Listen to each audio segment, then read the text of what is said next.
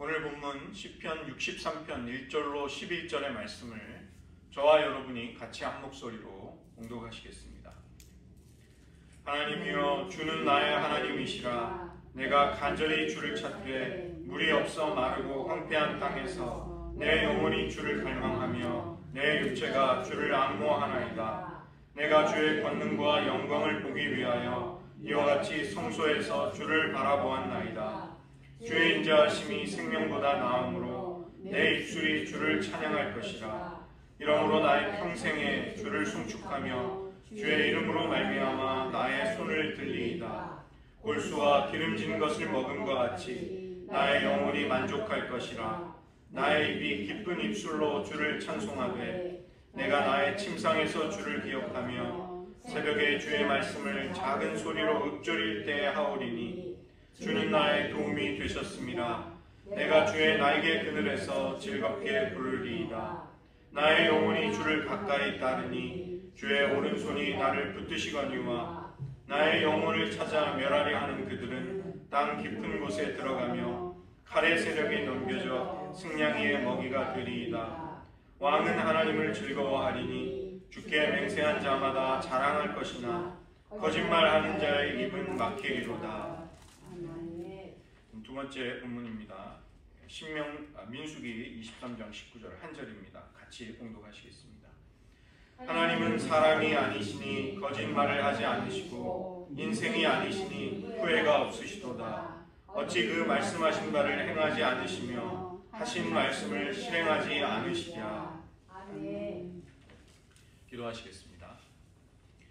하나님, 저희들 다윗이 광야에서 간절히 하나님을 찾듯 우리들의 심령도 그 하나님을 갈망하며 사모하게 하시고 우리들 삶에 베풀어 주시는 놀라운 은혜뿐만이 아니라 하나님이 나의 하나님, 우리의 하나님 되심이 우리들의 가장 큰 감사의 이유와 근거가 되게 하여 주시옵소서. 모든 말씀 예수님의 이름으로 기도드립니다. 아멘. 오늘 추수감사주일을 맞아 사실 모든 주일이 기쁘고 감사하지만 저희들은 또 더 큰 감사의 마음을 가지게 됩니다. 매년 돌아오는 추수감사주일날 같은 주제로 설교를 하는 것은 설교자에게 굉장히 곤혹스럽고 사실은 힘든 일입니다.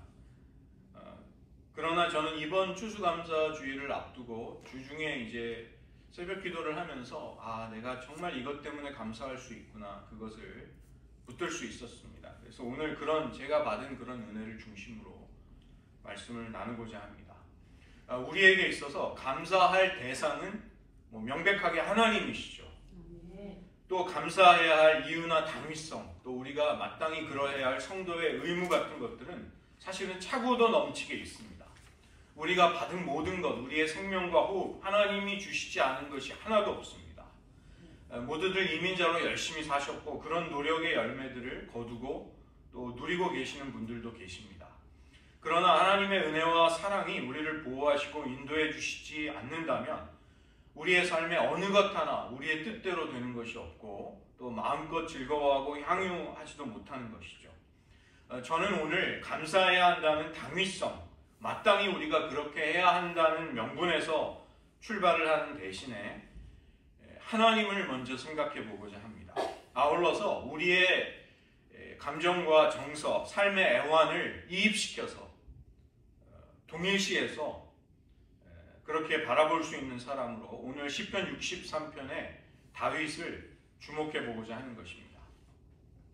먼저 다윗은 물이 없어 마르고 황폐한 땅 유다 광야에서 하나님을 간절히 찾고 있습니다. 이 시편 63편의 표제를 보시면 유다 광야에 있던 다윗이 지은 찬송시임을 밝히고 있습니다. 다윗은 그의 생애 속에 사울 왕의 추격을 피해서 유다 광야로 도망친 적이 있고 아들 압살롬의 반역으로 인해서 또 유다 광야로 나갔습니다.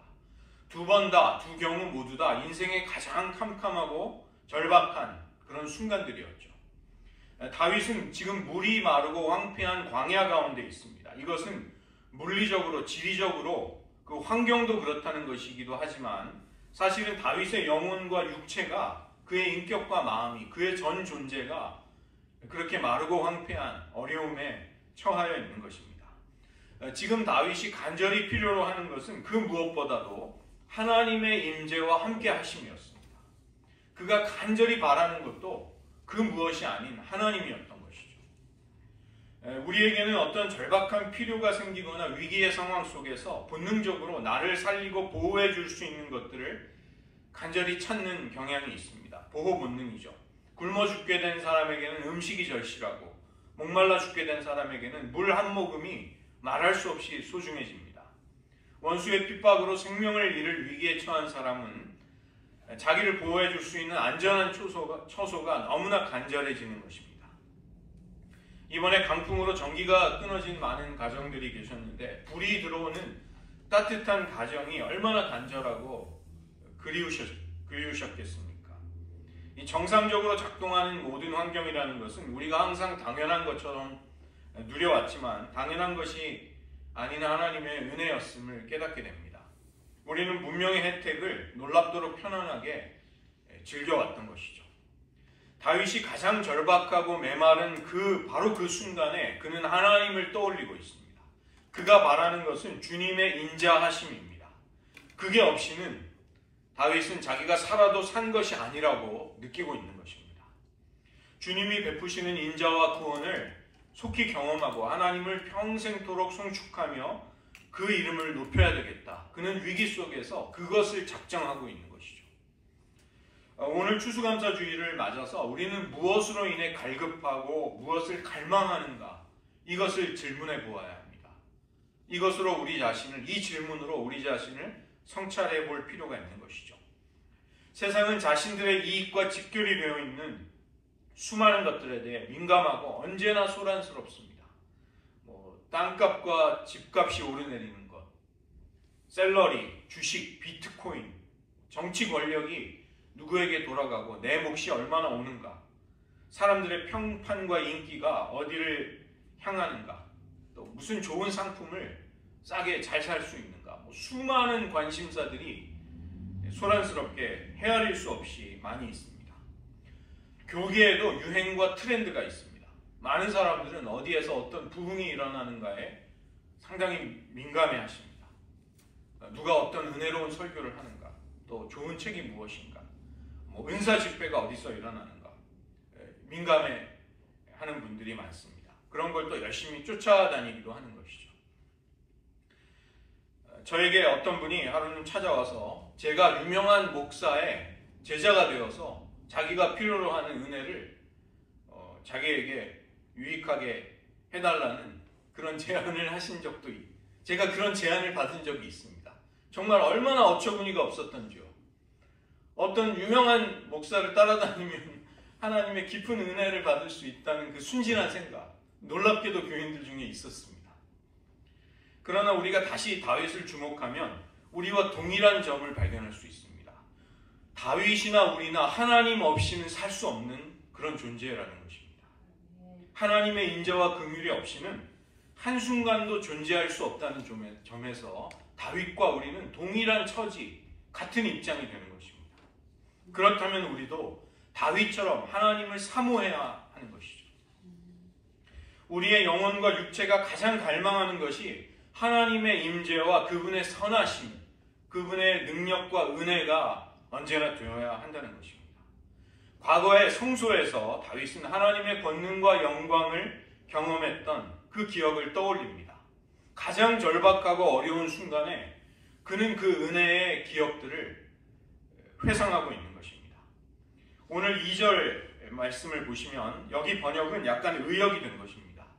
히브리어로는 이 2절의 맨 앞에 마치 무엇인 것처럼 이라는 히브리어 한정 부사 캔이라는 히브리어가 맨 앞에 나옵니다. 그래서 지금 하반절로 번역이 되어 있는 것이 사실은 앞에 먼저 나오는 문장입니다. 제가 그것을 살려서 옮기면 이렇게 옮길 수 있습니다. 마치 내가 과거에 성소에서 주를 바라보았던 것처럼 지금 저는 주의 권능과 영광을 바라보나이다. 다윗이 그렇게 고백하고 있습니다. 가장 고통스럽고 생명이 경각에 달려있는 그 위급한 순간에 다윗은 주님의 권능과 영광을 보기를 갈망하고 있는 것이죠. 그의 위기를 해결해주고 당장 가장 급한 필요를 채우는 것보다 그가 더 원했던 것, 그것은 주님의 권능과 영광을 보는 것이었습니다. 공교롭게도 어제 토요일 새벽 기도의 본문이 갈라디아서 5장이었습니다. 사도 바울은 육체의 소욕과 성령님이 우리의 내면 안에서 갈등을 일으키고 싸움을 한다는 것을 말씀 속에서 우리에게 가르쳐 주었습니다. 이 육체라고 번역이 된 사르크스는 타락한 죄성을 가리키는 것이죠. 우리 안에 하나님을 찾지 않고 성화되지 않은 우리의 내면 세계, 이 육체 사르크스는 소욕을 만들어냅니다. 소욕이라는 것은 에피투미아, 아주 강한 갈망, 충동, 과도한 욕망을 육체가 만들어낸다는 것입니다. 우리의 죄성이. 그래서 우리는 이 육체의 타락한 충동에 따라서 그 정도까지, 그렇게까지 추구하지 않아도 되는 것들을 지나친 강박을 가지고 지나치게 그것들을 갈망하게 됩니다. 우리가 그 정도 소유하고 그 정도 누리면 충분히 행복할 수 있음에도 불구하고 우리의 마음은 만족을 모르는 것입니다. 그 결과로 우리는 하나님이 기뻐하시는 것을 기뻐하고 하나님이 사랑하시는 것을 사랑하면서 평안하고 단순한 삶을 사는 대신에 우리도 모르는 사이에 이 육체, 죄성이 우리에게 강요하는 것들을 강박적으로 추구하게 됩니다. 그것이 없으면 마치 살지 못할 것처럼 평안과 기쁨을 자주 잃어버리게 된다는 것입니다. 우리가 그토록 열심히 추구하고 간절히 바라다는 것들이 실상은 우리 영혼의 진정한 만족이 되지 못한다는 것을 발견하게 될 때 뒤늦게 현타를 맞게 되는 것이죠. 이 현타는 현실 자각 타임입니다. 우리가 성령님께 순종하고 그분의 인도를 받고 그분을 따라서 행해야 하는 이유는 이런 육체의 소욕이 우리를 그릇되게 강요하고 잘못 인도하지 못하도록 하기 위함입니다. 우리가 무엇을 갈망하는가를 사르크스, 이 육체의 죄성이 결정짓도록 해서는 안 된다는 것입니다. 다윗의 행복은 하나님으로부터 어떤 특별한 은혜를 누릴 때도 경험이 되었겠지만 그의 진정한 행복은 그가 어떤 필요보다 어떤 절박함보다 하나님을 찾고 갈망하고 그분 안에서 만족을 누리는 그의 심령에, 그의 마음의 중심에 놓여 있었던 것이죠. 우리도 감사주의를 맞이해서 하나님께 감사드릴 게 정말 너무 많습니다. 그러나 그런 표면적인 감사의 차원에 그치거나 만족하지 말자는 것입니다. 다윗처럼 하나님을 향한 갈망이 우리의 내면 속에 더 깊이 자리 잡고 뿌리 내리기를 우리는 사모해야 하겠습니다. 하나님을 즐거워하고 기뻐하고 그분을 늘 갈망하는 마음이야말로 세상의 모든 복을 누리는 것보다 더 큰 것입니다. 더 귀한 것입니다. 두 번째로 다윗은 주의 인자하심이 생명보다 낫다는 것을 통해서 평생에 감사하고 찬양할 이유를 발견하는 것이죠. 장면을 넘겨주십시오. 인자하심이라고 번역이 된 이 히브리 말이 헤세드입니다. 헤세드. 이 헤세드라는 말은 하나님이 언약에 헌신하심으로써 우리를 향해 베푸시는 그분의 풍성한 사랑과 긍휼을 가리키는 말입니다. 그래서 구약 성경의 중요한 키워드 중에 하나입니다. 구약 전체를 이해할 수 있는 중요한 키워드는 하나님이 우리를 향해 헤세드를 가지고 계시다는 진리입니다. 영어 성경은 이 헤세드를 여러 가지로 그 의미를 살려서 번역하고자 합니다. steadfast love, 견고한 사랑, loving kindness, 사랑을 베푸시는 친절함, covenantal love, 언약에 기초한 사랑, 이런 식으로 여러 가지로 번역을 하지만 이 단어들이, 이 표현들이 모두 가리키는 것은 헤세드입니다. 주의 인자하심. 이것은 하나님이 우리를 그냥 자비롭게, 불쌍히, 긍휼히 너그럽게 대하신다는 뜻이 아닌 것이죠. 하나님이 우리를 자기 백성으로 삼아서 사랑하시겠다는 언약에 헌신함으로써 그것에 충성되이 열정을 가지고 우리를 사랑하시는 그 사랑을 말하는 것입니다. 그래서 이것은 우리의 조건에 따라 베풀어지는 사랑이 아닌 것이죠. 하나님 편에서 하나님이 언약에 헌신하기로 하시고 그 신실함으로부터 우리에게 임하게 되는 사랑, 이것이 주의 인자하심입니다.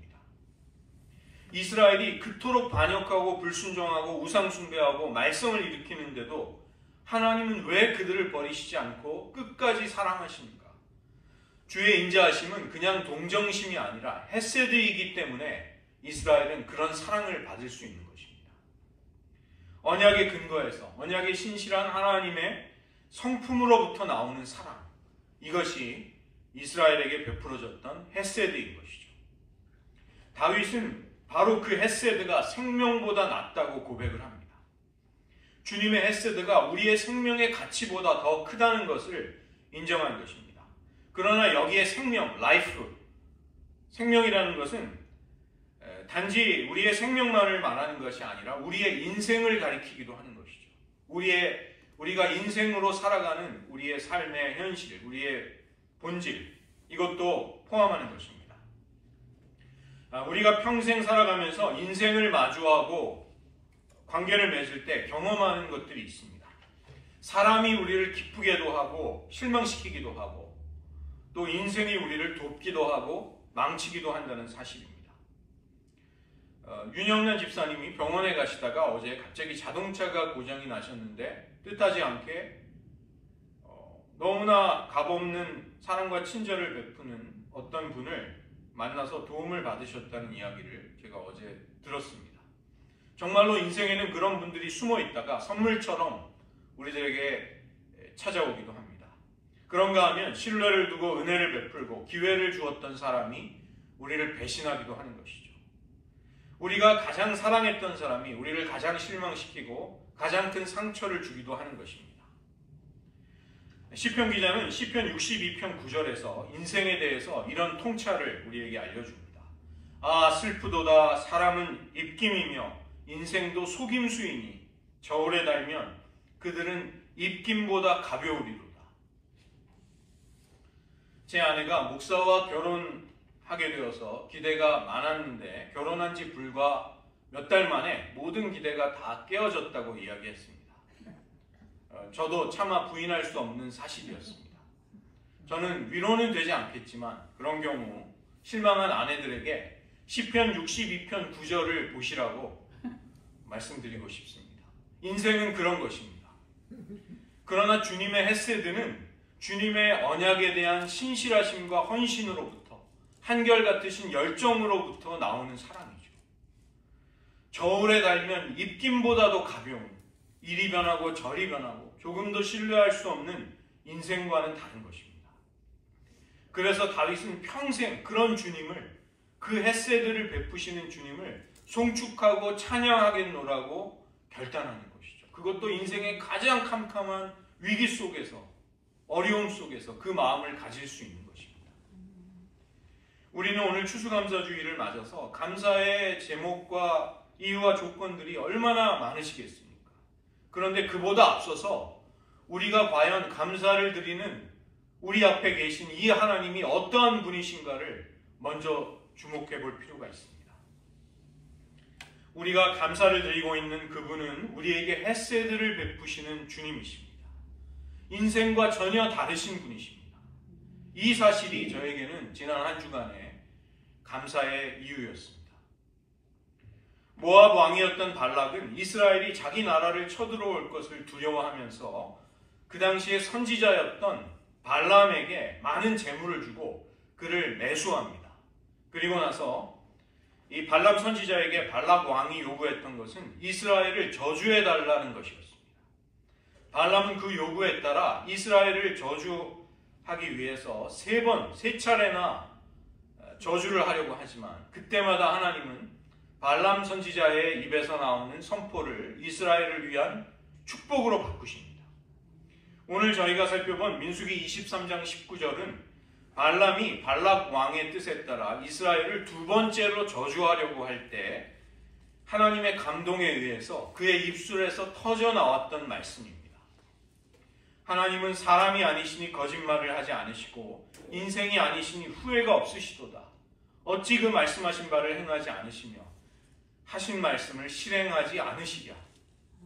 저는 개역 개정의 번역보다 이전의 개역 한글판의 번역을 더 좋아합니다. 하나님은 사람이 아니시니 시건치 않으시고 인자가 아니시니 후회가 없으시도다. 하나님은 인생이 아니시기에 거짓말을 하지 않으십니다. 인생이 아니시기에 시건, 즉 자기가 한 말을 도로 삼키지 않으신다는 것입니다. 이스라엘을 축복하고 보호하고 인도하겠다고 하셨던 주님의 말씀은 그분의 입술에서 선포된 그대로, 그분의 입에서 나온 대로 남김없이 다 이루어지고 성취되는 것입니다. 어떤 저주도 누구의 주술도 그것을 막거나 방해하거나 취소할 수 없다는 것이죠. 우리가 사람을 상대할 때는 늘 변화의 가능성을 염두에 두어야 합니다. 좋은 쪽으로든 나쁜 쪽으로든 사람은 변하기 마련이기 때문에 그런 것이죠. 그래서 어찌 보면 피곤하고 신경을 쓸 게 많습니다. 그러나 하나님은 인생과 다르십니다. 그분의 말씀과 언약은 변함이 없으십니다. 우리가 충분히 신뢰하고 의지하고 소망을 둘만 하다는 것입니다. 오늘 감사의 절기를 맞아서 인생이 아닌 하나님께 우리의 경배와 찬양과 예배를 드리고 있다는 사실이 우리를 얼마나 안도하게 하는지 모릅니다. 이것이, 이 진리가 우리의 삶에 얼마나 든든한 안정감을 가져다 주는지 모른다는 것입니다. 우리의 삶은 이런 하나님을 사랑하고 갈망할 때 든든하게 흔들리지 않게 되는 것이죠. 다윗이 이런 하나님을 경험하자, 깨닫게 되자 그는 당연히 평생에 나는 이 주의 이름을 송축하고 그 이름에 영광을 돌리겠다고 결단을 내릴 수 있게 됩니다. 우리도 동일한 헌신을 인생이 아니신 하나님께 드려야 하겠습니다. 세 번째로, 다윗이 밤중과 새벽에도 하나님을 묵상할 수 있었던 것은 주님이 그의 영혼의 기쁨과 만족이 되시기 때문입니다. 하나님이 우리의 삶에 임재하시고 함께 하실 때 다윗이 고난을 받고 있는 광야는 골수와 기름진 것으로 그를 대접해 주시는 여호와의 식탁이 되는 것입니다. 다윗은 자신의 영혼이 맛볼 수 있는 최고의 만족을 하나님과의 만남 속에서, 관계 속에서 누리고 있다, 이렇게 고백합니다. 다윗은 물이 마르고 황폐한 유다 광야에 있는 것이죠. 9절 말씀을 보시면 아직도 그의 영혼을 찾아서 멸하려고 하는 자들이 그를 추격하고 있습니다. 그러나 다윗은 자신의 안전과 안위를 묵상하지 않습니다. 자신의 배고픔과 목마름을 해결해 줄 음식을 묵상하는 것이 아니라는 것입니다. 그는 침상에서도 주님이 생각난다고 고백합니다. 6절 말씀을 보시면 새벽에라고 되어 있는 히브리어는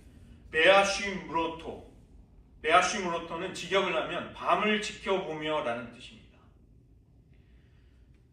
다윗은 잠들지 않고 침상에서 새벽까지 깨어 있었다는 것을 말하는 것이죠. 왜 다윗은 침상에서 밤부터 새벽까지 깨어 잠을 이루지 못하며 하나님을 기억하고 그분의 말씀을 낮은 소리로 읊조리고 있었을까요? 즉 하나님의 말씀을 왜 묵상하고 있었을까요? 주님이 그의 최고의 만족과 기쁨이 되었기 때문입니다. 시시하고 흥미가 없고 재미없는 것을 밤새도록 골똘히 생각할 수 있는 사람은 아무도 없는 것이죠. 다윗이 이처럼 하나님으로 인해 만족하고 기뻐하는 것은 단지 그날 하룻밤을 새는 경험으로 끝나지 않게 됩니다. 다윗은 주님의 임재 의식을 가지게 되는 것이죠. 주님의 임재를 항상 의지하고 의식하고 주님의 날개 그늘 아래에 거하면서 나의 도움이 되신 하나님을 즐거워하고 기뻐할 수 있는 심령이 되는 것입니다. 8절을 보시면 나의 영혼이 주를 가까이 따른다. 이 표현을 직역을 하면 나의 영혼은 당신의 뒤를 따르며 당신의 손은 나를 붙잡으셨나이다. 이렇게 옮길 수 있습니다. 다윗은 점점 하나님께 가까이 하다가 주님께 완전히 밀착을 하는 것입니다. 주님께 떨어지기가 싫은 것이죠. 또 떨어질 수 없게 된 것입니다. 사랑하는 주님께 깊이 밀착하고 달라붙어서 연합해서 그는 살기를 원하고 있습니다. 우리가 주님의 말씀을 묵상한다는 것은 주님이 우리의 만족과 기쁨이 되셔야 합니다. 그러면 우리는 정말 기꺼이 주님의 말씀을 묵상할 수 있게 됩니다. 그것이 우리의 영혼에 너무 큰 만족이 되기 때문에, 즐거움이 되기 때문에 가능해지는 것이죠. 그런 체험은 우리를 주님 앞에서 늘 주님을 의식하며 살아갈 수 있는 임재의 의식을 키우도록 만들어줍니다.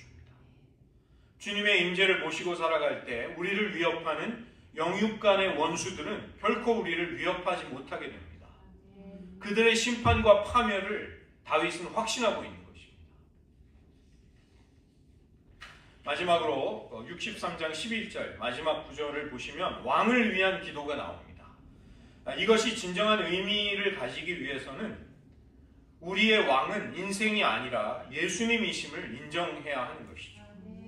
시편 속에는 왕을 위한 기도가 많이 나옵니다.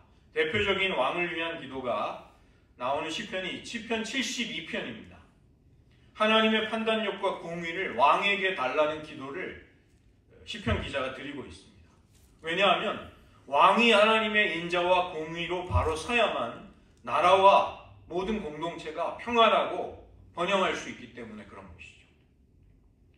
그리스도인은 모든 종류의 권위가 하나님의 공의와 사랑 가운데 흘러갈 수 있도록 기도해야 합니다.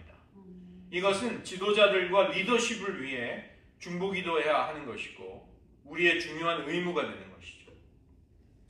그러나 모두가 잘 아시듯이 인간 왕, 인생뿐인 지도자들은 우리들에게 너무나도 많은 실망과 아픔을 주기도 합니다. 그러나 곰곰이 생각해보면 너무 그들을 비난할 필요가 없는 것은 그들은 입김보다도 가벼운 인생들이기 때문에 그런 것입니다. 인생에게 너무 과도한 기대를 걸면 반드시 실망합니다. 그리고 인생을 무시하고 멀리하게 되면 그것도 올바른 신앙이 아닌 것이죠. 그것은 현실을 무시하는 냉담한 냉소주의, 무관심이 되는 것입니다. 우리가 사람과의 좋은 관계를 쌓지 못한다면 하나님과의 관계에서도 악영향을 받게 되는 것이죠. 감사하게도 인생이 우리의 진정한 왕이 아니라는 것입니다. 그렇게 볼 때 목사는 교회의 진정한 지도자는 아닙니다. 목사는 다만 하나님의 권위를 위임받아 제한된 부르심에 그 역할을 감당하는 종들일 뿐입니다. 그러니까 여러분은 안심하고 교회를 사랑하셔도 됩니다. 교회의 진정한 지도자는 우리 주 예수 그리스도이십니다. 우리가 교회에 실망하고 낙담할 수 있지만 또 목사인 저조차도 충분히 공감합니다. 그러나 교회의 머리가 인간 지도자가 아니라 예수님이시라면 우리는 교회뿐만이 아니라 모든 국가나 사회 이런 공동체에 대한 환멸과 실망감을 극복할 수 있는 것입니다. 인간을 위해, 인생을 위해서 우리는 섬기지 않습니다. 인생일 뿐인 누군가의 인정을 받기 위해서 우리는 신앙생활을 하는 것이 아니라는 것입니다. 우리는 진정한 왕 예수님을 섬기고 그분께 충성하기 위해 교회를 섬기고 있는 것이죠. 물론 우리에게 주신 지도자들과 권위를 맡아서 사용하는 자들을 위해서 축복해 주어야 합니다. 그들이 정말 헛된 생각을 하지 않고 정신줄을 놓지 않고 하나님을 사랑하고 갈망할 수 있는 사람이 되기를 기도해 주어야 합니다. 하나님의 권능과 영광을 볼 수 있는 사람들이 리더십을 가질 때 우리의 공동체, 가정, 사회와 국가는 행복해질 수 있는 것이죠. 오늘 다윗의 시편을 저희들 우리의 감사와 절기를 맞아 생각해 보면서 이 시간 기도하기를 원합니다. 여러분께 질문 드리고 싶은 것이 있습니다. 우리는 무엇을 지금 갈망하고 있습니까? 무엇이 우리의 영혼과 육체에 가장 크고 깊은 만족을 주고 있는가? 이것을 여쭤보고 싶습니다. 다윗은 물이 마르고 황폐한 땅 유다 광야에서 자신의 생명을 찾아 멸하려 하는 자들이 아직도 자신을 추격하고 있는 그 위기 속에서 하나님을 떠올립니다.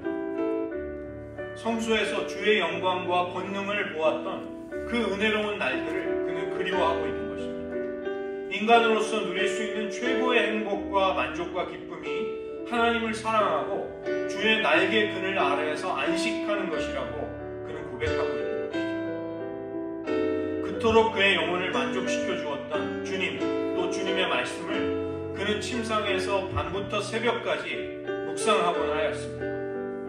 우리는 매일 매순간 무엇을 묵상하고 계십니까? 무엇이 우리의 마음과 의식을 지배하고 차지하고 있냐는 것입니다.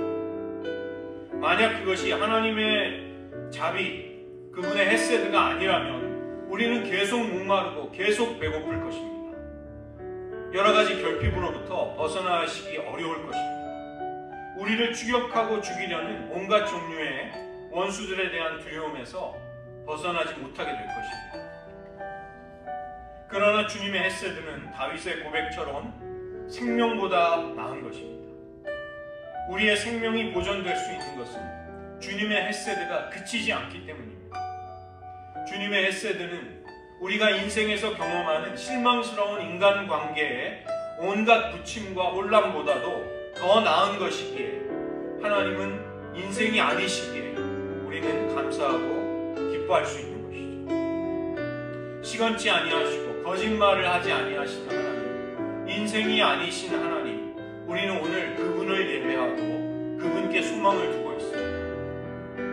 인생이 아니시기에 하나님은 우리를 향한 사랑과 긍휼을 그치시겠다고, 멈추시겠다고 그 뜻을 후회하신 적이 한 번도 없으십니다. 우리는 오늘 수많은 감사의 이유와 제목을 가지고 나아왔습니다. 그러나 오늘 다시 한번 기도의 이 자리에서 우리가 감사를 드리는 어떤 분 앞에 서 있는가, 이것을 떠올려 보시기 바랍니다. 인생이 아니신 하나님, 늘 한결같지 않고 일관성이 없는 인생과는 달리 한결같은 신실함과 사랑을 그치지 아니하시는 하나님께 우리는 감사드리기 원합니다. 우리를 향한 언약에 대한 헌신함으로, 신실함으로 헤세드를 베푸시는 그 하나님을 감사드리기 원합니다. 잠시 기도하겠습니다. 하나님 아버지, 저희들 오늘 감사주일을 맞이하며 다윗의 마음을 떠올려 보았습니다. 유대 광야에서 그는 위기와 갈급함 속에서 우리 앞서 말하고 한때한 유다 광야 한복판에서 하나님을 간절히 갈망하고 있습니다. 그의 소원과 만족이 하나님과 하나님의 말씀에 있었고 하나님의 영광과 아름다움을, 권능을 바라볼 수 있었던 그 주의 성소에서의 날들을 그는 그리워하고 있습니다. 하나님, 우리의 마음이 무엇으로 기울어 어떤 것을 그리워하고 어떤 것을 갈망하며 어떤 것을 쫓고 있는지요.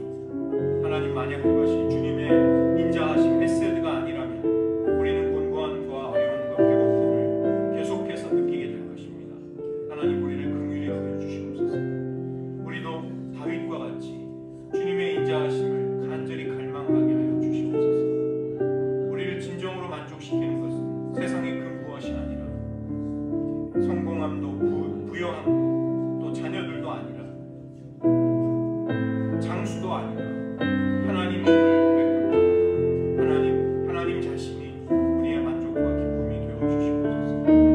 다윗의 이 마음을, 이 영성을 우리에게도 부어 주시옵소서. 우리의 간절한 갈망이 하나님께 있게 하여 주시옵소서. 인생이 아니시기에, 사람이 아니시기에 절대로 우리를 실망시키지 않으신 하나님, 그 하나님 앞에 예배하며 경배하며 소망을 두게 하셨습니다. 그 하나님을 바라보며 저희들 늘 감사하며 살아가게 하여 주시옵소서. 기도하겠습니다. 하나님은 사람이 아니시니 시건치 않으시고 인생이 아니시니 우리를 향한 사랑을 물리거나 후회하지 않으시는 신실하신 하나님이심을 인하여 하나님께 감사와 찬양을 드립니다. 하나님, 주님의 인자하심, 주님이 우리를 향해 언약에 헌신하셨기에 베푸시는 한결같은 그 헤세드는 인생보다 우리가 인생에서 경험하는 신뢰할 수 없는 불안정함과 신뢰할 수 없는 요동치는 부침과 달리 한결같고 견고하기에 우리는 하나님을 찬양하며 감사할 수 있음을 주님 앞에 고백합니다. 하나님, 한결같으시고 신실하신 하나님께 우리의 모든 소망을 두게 하여 주시옵소서.